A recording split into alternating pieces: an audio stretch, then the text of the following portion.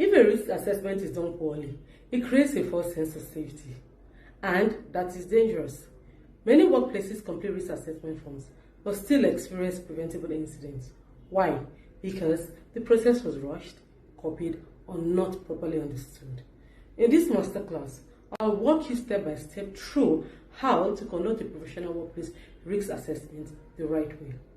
By the end of this video, you will know how to identify hazards, determine who may be armed, evaluate the level of risk, apply the correct control measures, and properly document and review your assessment.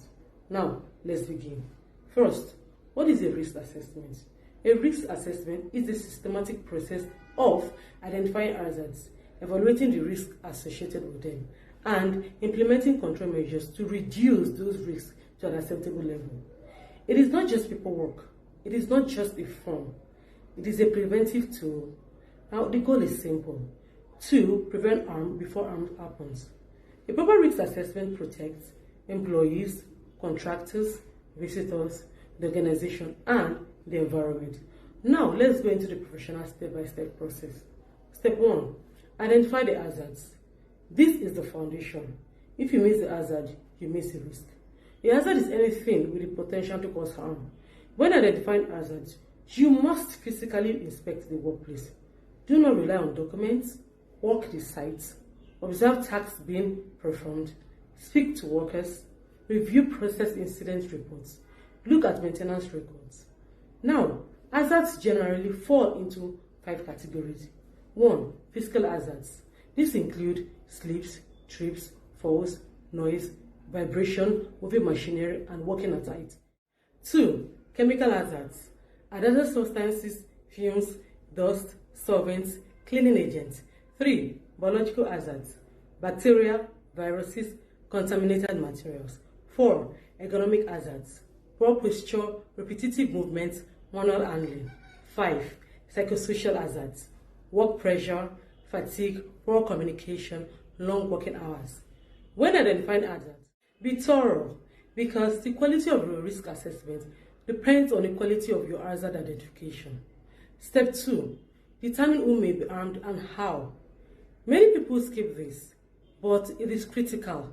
You must identify who is exposed to the hazards.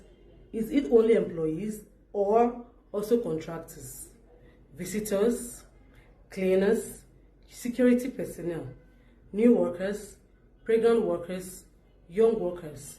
Each group may face different levels of vulnerability.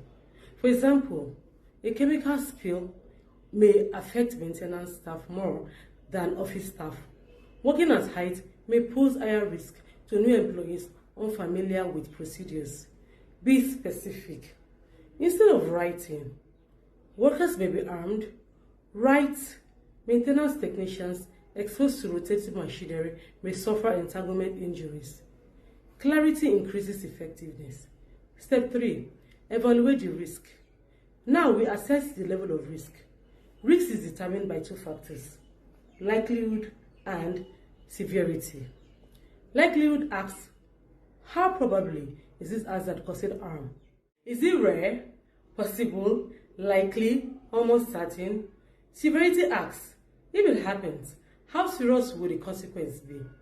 Minor injury, serious injury, long-term health effects, major operational disruption. Most organizations use a risk matrix. A simple matrix combines likelihood and severity to produce a risk rating. For example, low risk, medium risk, high risk, or numerical scoring systems. When evaluating risk, be realistic. Do not underestimate likelihood. Do not exaggerate severity. Use data where possible. Past incidents, industry statistics, professional judgment. The purpose is not to make everything high risk. The purpose is to accurately prioritize control measures. Step 4.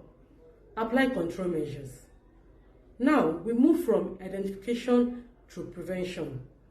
This is where many assessments fail. They jump straight to PPE. But PPE is the last line of defense.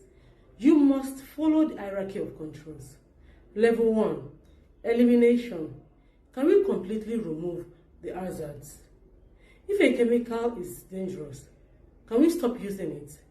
If a task is unsafe, can we redesign it? Elimination is the most effective control. Level 2, substitution. Can we replace the hazard with something safer?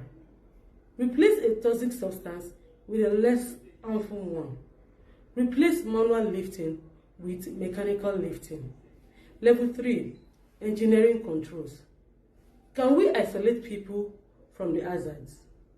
Install machine guards, use ventilation systems, add barriers, automate processes. Engineering controls do not rely on human behavior. They are stronger than administrative controls. Level 4, administrative controls. Policies, procedures, training, signage, job rotation, permit to work systems. These reduce exposure but rely on compliance. Level 5, personal protective equipment. Helmets, gloves, safety glasses, respirators. PPE is important, but it is the last line of defense. A professional risk assessment does not stop at provide PPE. It asks, are we exhausted higher level control first? That is what separates a basic assessment from a professional one. Step 5, record your findings. Documentation is essential. If it's not documented, it did not happen. Your risk assessment record should include the hazards identified, who may be harmed, the risk rating, control measures implemented, responsible persons, and review date. Keep it clear, keep it structured, avoid vague statements. Instead of writing, be careful. Write, install guardrail along elevated platforms before operation resumes. Specific actions, assign responsibility, clear timeline. That is professionalism documentation. Step 6, review and update. A risk assessment is not a one-time exercise.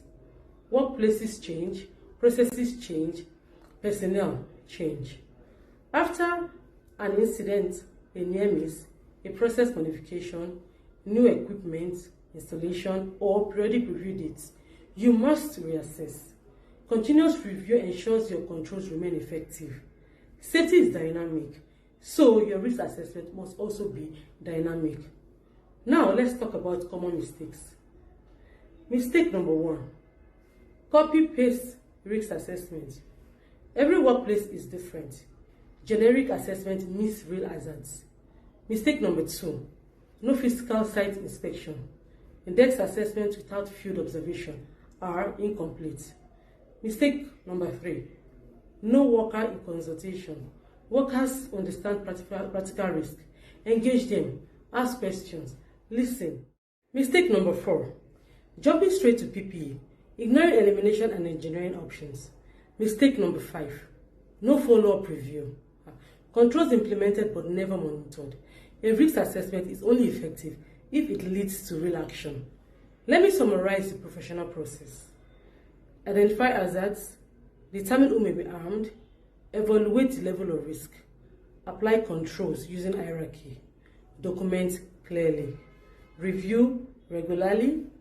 That is the structured approach. When done properly, a risk assessment becomes one of the most powerful preventive tools in any organization. It shifts safety from reactive to proactive. It prevents injuries, it protects operations, it builds a culture of responsibility, and most importantly, it safeguards lives. A risk assessment is not about completing a form. It is about thinking ahead, anticipating danger, and acting before harm occurs. If you found this masterclass valuable, subscribe to Gearing Safety, because every tip can save a life. Stay alert, stay alive, and I'll see you in the next training session.